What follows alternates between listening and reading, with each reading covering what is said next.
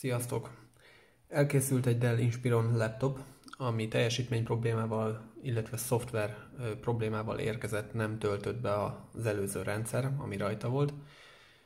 Egy kis tuningolást követően, illetve rendszeroptimalizálást követően most szeretném megtesztelni, hogy mégis milyen betöltési sebessége van. Ehhez lesz egy stopperünk.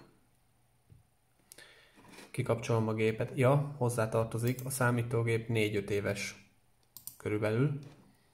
Első szériás dual-koros Intel Celeron processzorral van szerelve, mindössze 2,16 GHz-es, nem több mint 4 GB memória van a laptopban, ez DDR3-as memóriamodul, és gyakorlatilag semmi komoly specifikációval nem rendelkezik a számítógép.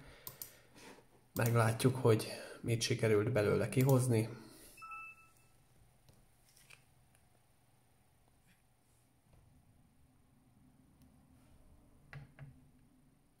Jó, tehát bekapcsolás gombtól számított.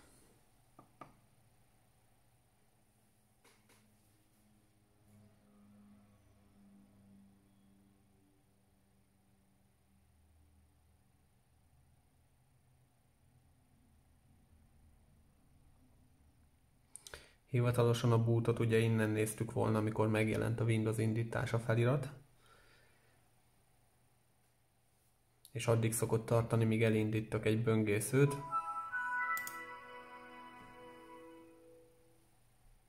Ami adott esetben 32 másodperc, 30-32 másodperc, tehát ennyi idő alatt hadra fogható maga a számítógép, teljesen mindegy, hogy most netezni szeretnék vele, fájlkezelőben van dolgom, vagy éppen programokat szeretnék futtatni, teljesen mindegy, minden további nélkül abszolút használható,